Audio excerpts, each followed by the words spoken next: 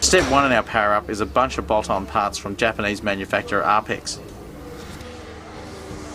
The standard cat-back exhaust was the first to go, replaced by this Apex GT spec system. Made from polished thin wall stainless steel, it not only looks much better than the standard system, it also weighs about half as much.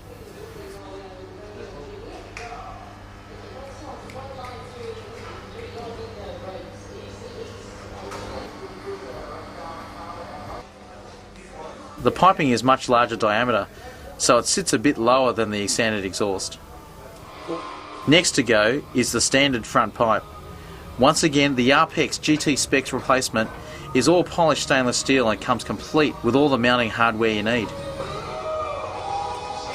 The slightly angled rear muffler looks great and it sounds a lot better too.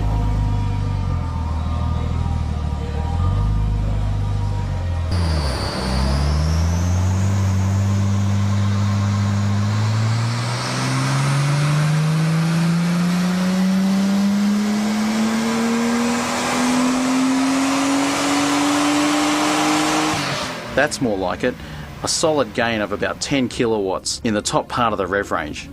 That's 10 kilowatts more at the wheels, which is more like 13 or 14 kilowatts at the engine.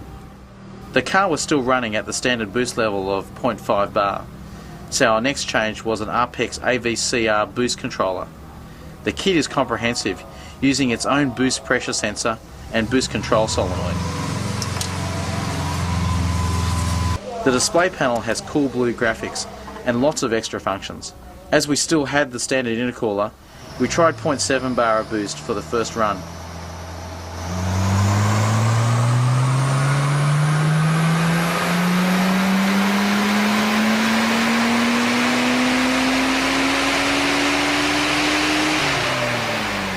The result was amazing, an extra 23 kilowatt across most of the rev range.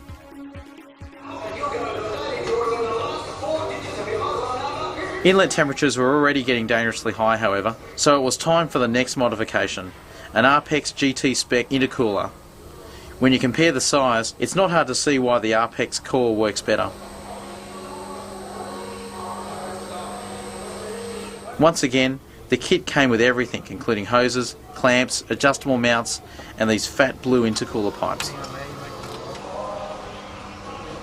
Fitting the pipes is easy enough, but you also need to fit a pod type air filter to clear the new pipes and modify the bumper to clear the big intercooler core. It's a neat fit when you finish though.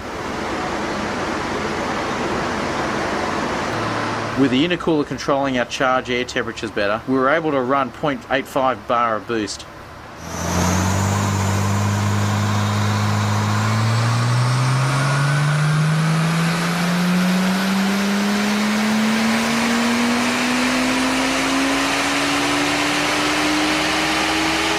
This gave us another major gain, bringing the peak power to just over 200 kilowatts at the rear wheels.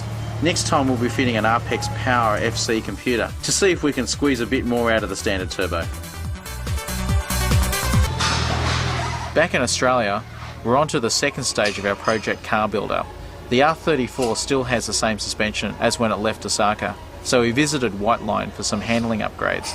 Unfortunately, we had to wait for a few new shock absorbers to arrive from Japan, so we fitted the rest of the kit first. The easiest part is fitting the new Selby sway bars, which are much stiffer than the original items and have multiple mounting holes, so you can fine-tune the handling.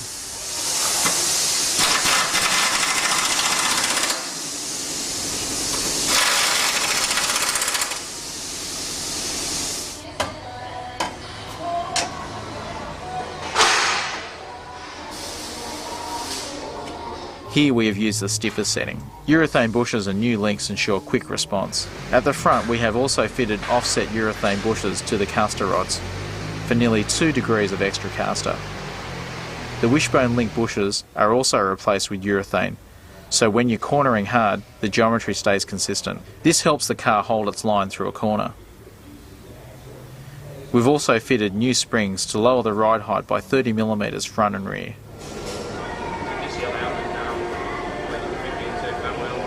Yes.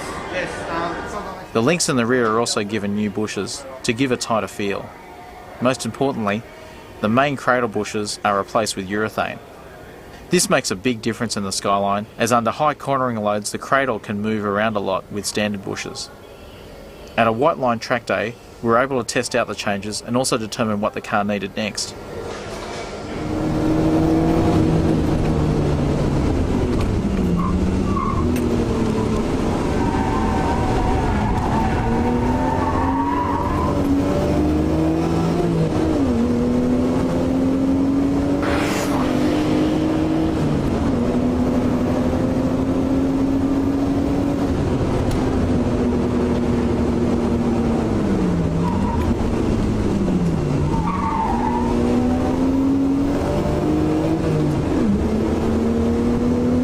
Standard shock absorbers were the main problem, especially with the stiffer springs fitted.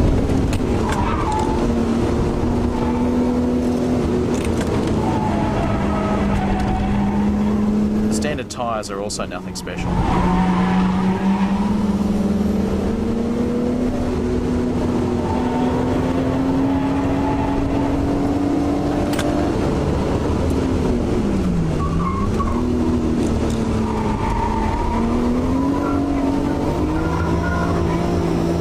Another problem is the HPI four-wheel steering. For normal driving this may be beneficial, but driving on the limit its interference is annoying. When leaving a corner with slight power oversteer, the HPI is constantly trying to correct your line, so you have to steer to counter it. This makes it impossible to hold a smooth line.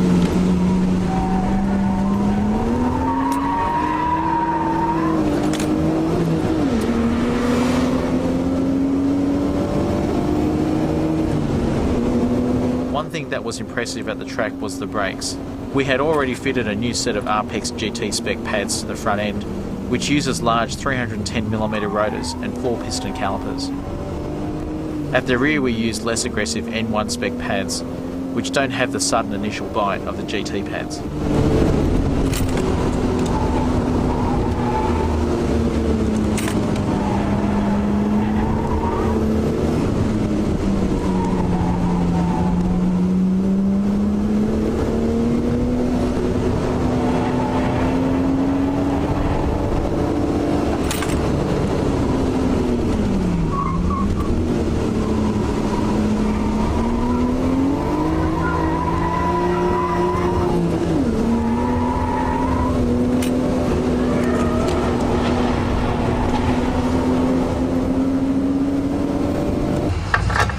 Back at Croydon Autosports, the problem soon became very clear.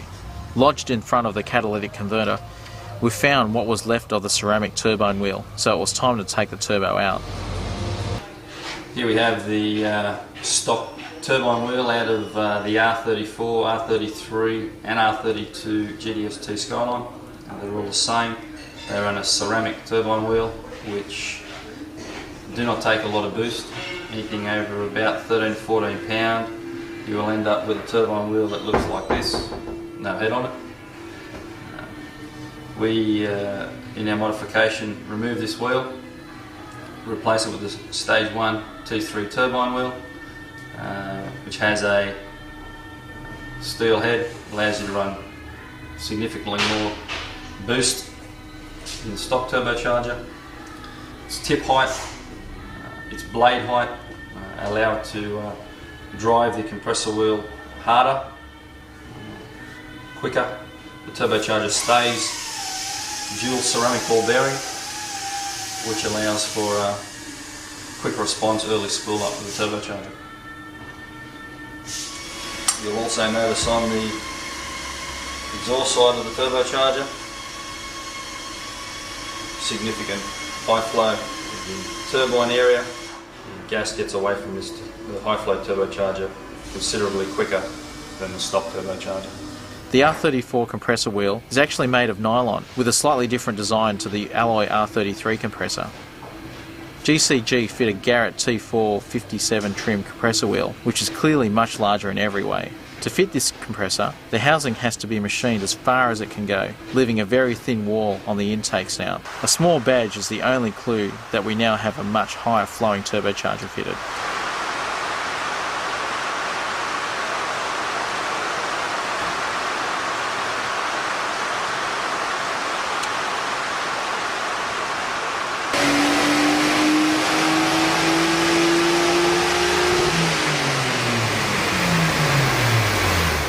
0.95 bar of boost, the Power FC told us we were approaching the limit of the injectors, so we will need more modifications before we can make more power.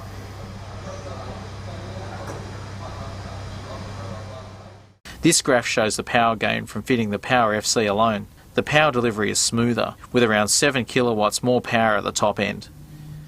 Changing to the high flow turbo gave us a 17 kilowatt gain across the top half of the rev range, bringing the rear wheel power figure to 225 kilowatts. That's around 310 kilowatts at the engine. We decided to use one of OS Geekin's twin plate clutches in our R34 project car, which we had fitted at Rocco's Performance. The OS kit actually converts the clutch from a pull type to a push type using this double lever. The new flywheel was part of the clutch kit.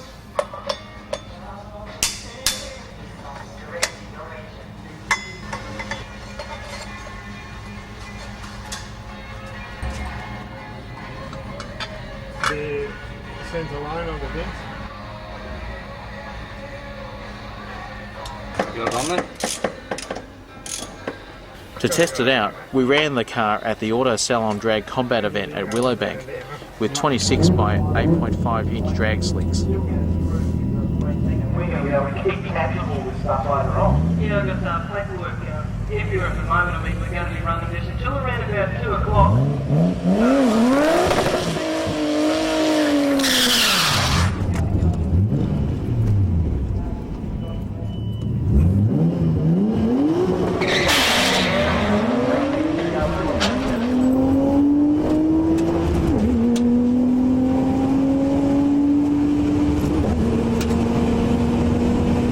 The clutch was very impressive, but we noticed boosts dropping in third and fourth gear, resulting in a time of 12.8 seconds. The problem was the factory inlet pipe, which was sucking closed in the Queensland heat.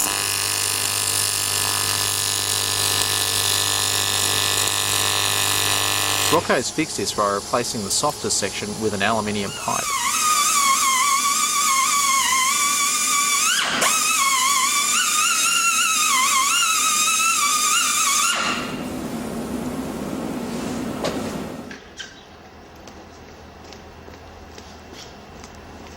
Back in place, it looks like a standard pipe.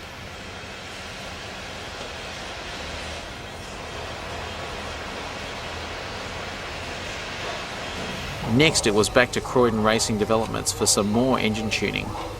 Here we fitted a pair of Tomei camshafts.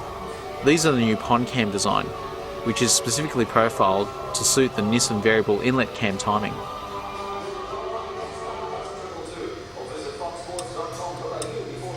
To help control boost better, we also fitted this HKS wastegate actuator.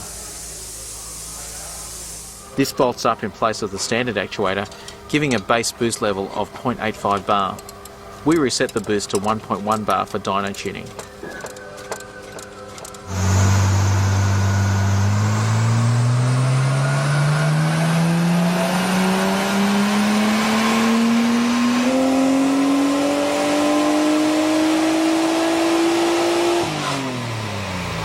The result is a consistent 230 kilowatts at the rear wheels.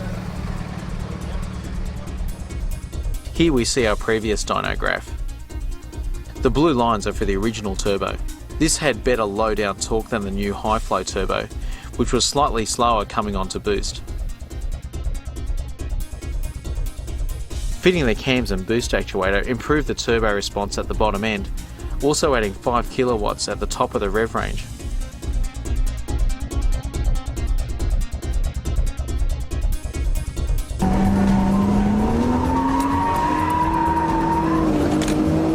You may remember the original tyres were preventing us from enjoying the new white line suspension parts. The old Yokohamas were well worn and not really designed for hard track work, so it was time for an upgrade.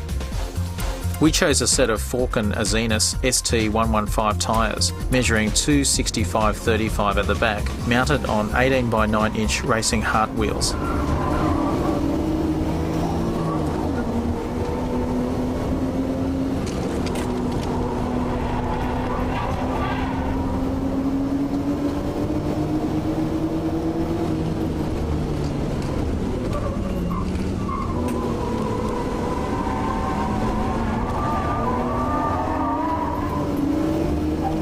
For a start, you can see how much better we can get the power down now. There is also less steering needed to hold the car's line through a corner.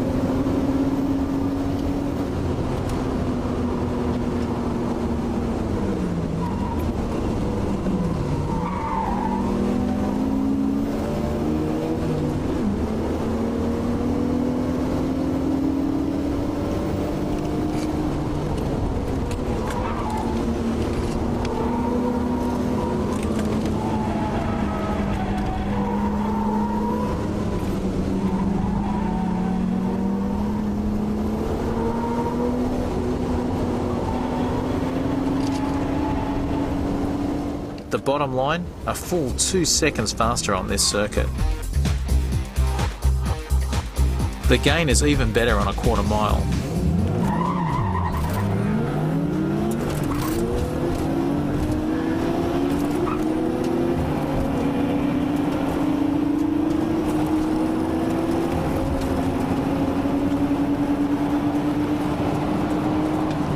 .2 off the 60-foot time and nearly a second off the ET.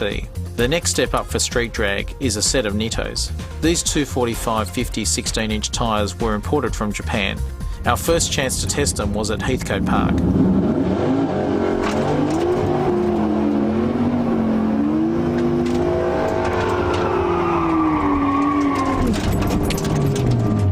Nittos definitely benefit from a big warm-up and relatively low tyre pressure.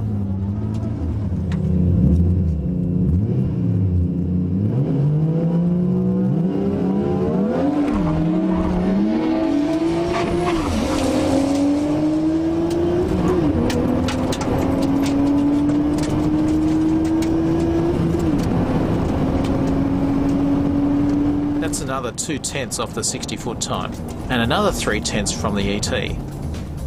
It's amazing how much you can gain just by changing tyres.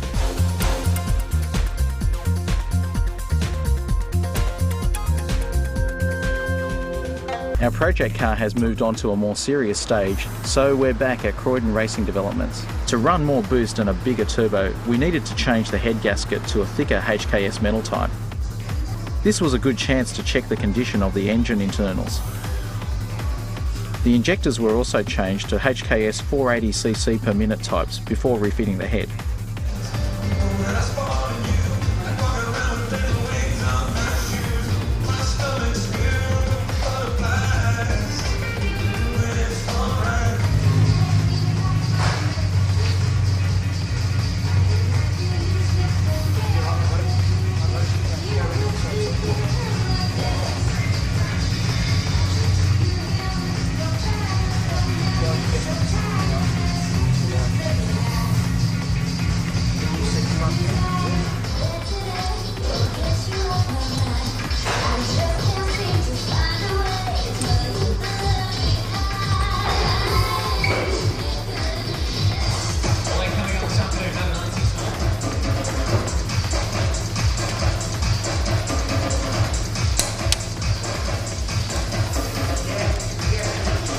As an experiment, we tried fitting this OS Geekin adjustable cam gear on the exhaust side. Depending on the type of camshaft used, adjusting the timing can give useful power gains.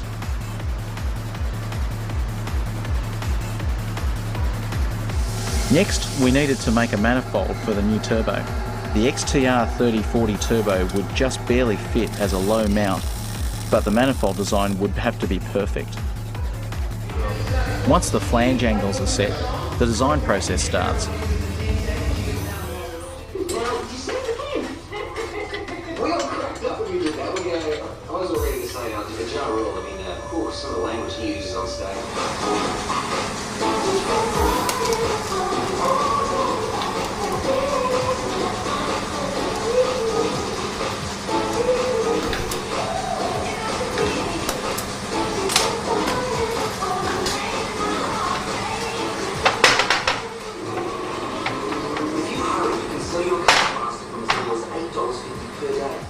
It's like a jigsaw puzzle where you have to make the pieces as you go. The idea is to get each runner close to the same length, with smooth joins and transitions.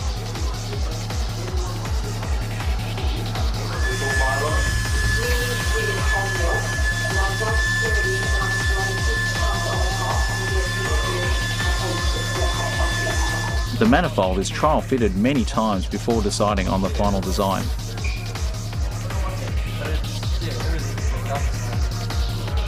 The turbo also needed a slight modification, with this HKS bend welded onto the compressor cover.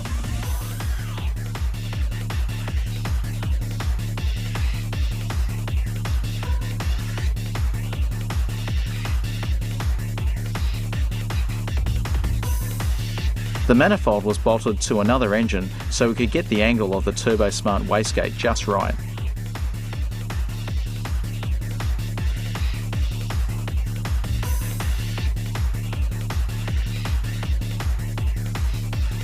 Before fitting, we had the manifold and dump pipes coated in ceramichrome, giving a smooth finish and some insulation.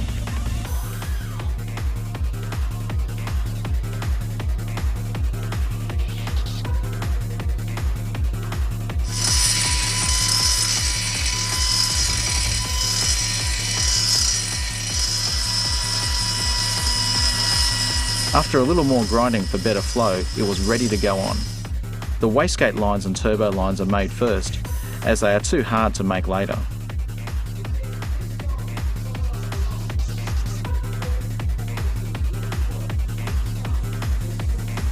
Space is very tight, so the turbo and manifold have to go in together.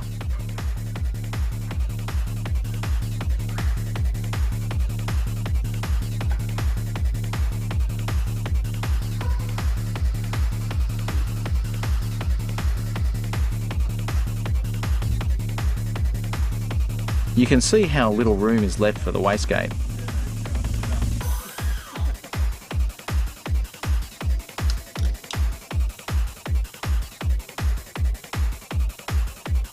The inlet pipe needed a return hose to link up with the new Turbo Smart blow-off valve.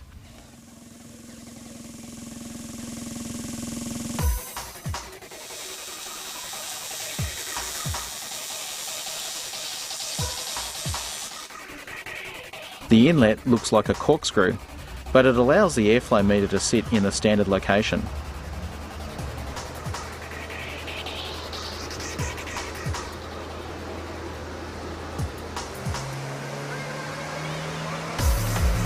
To help tuning, we upgraded to a Z32 airflow meter, which meant wiring in a new plug.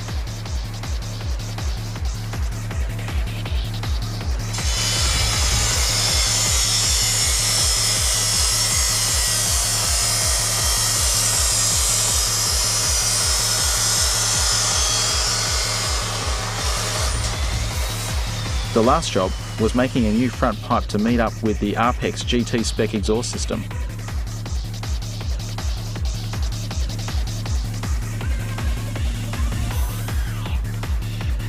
After adjusting the fuel maps to suit the bigger injectors, Jim slowly brings up the boost and fine-tunes the Power FC.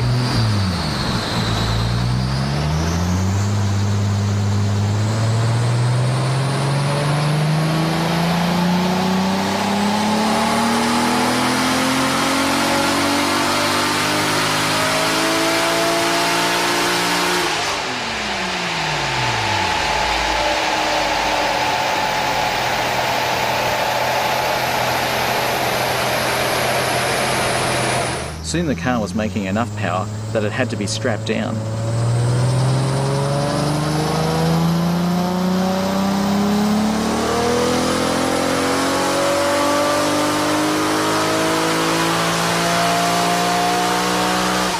At 1.4 bar a boost, we hit 281 kilowatts at the wheels.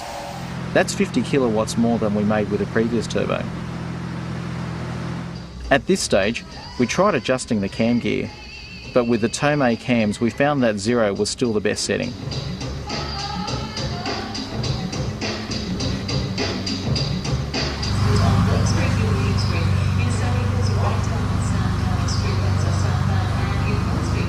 Our final test was changing the small pod filter for what Apex call a super funnel.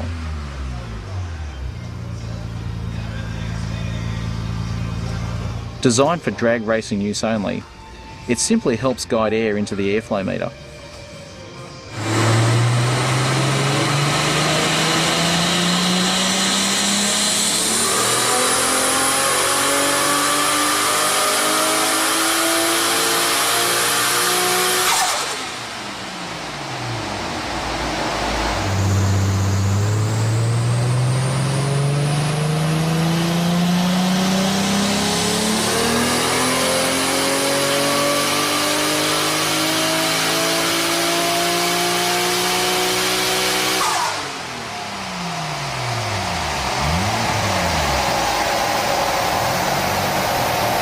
This funnel gave a consistent 10 kilowatt gain across the top end, so it will certainly be worth using on the drag strip. At 291 kilowatts, we now have almost double the original power output. We had estimated that we'd need this sort of power to run an 11 on street tyres, so we went to Eastern Creek to try it out.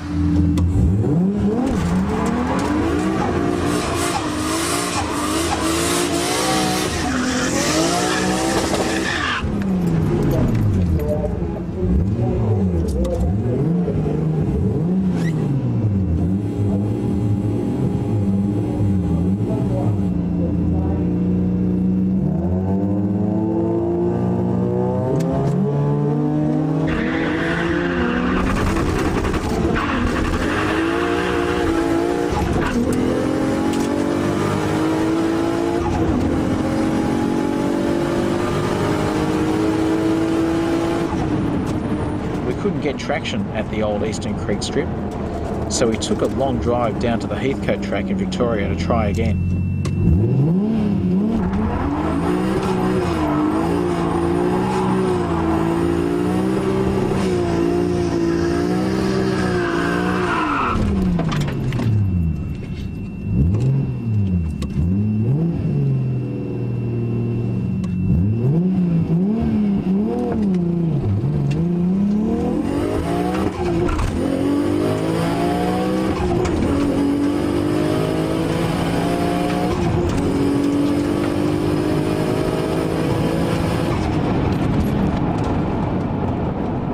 Only just into the 11s, but it's good enough for us.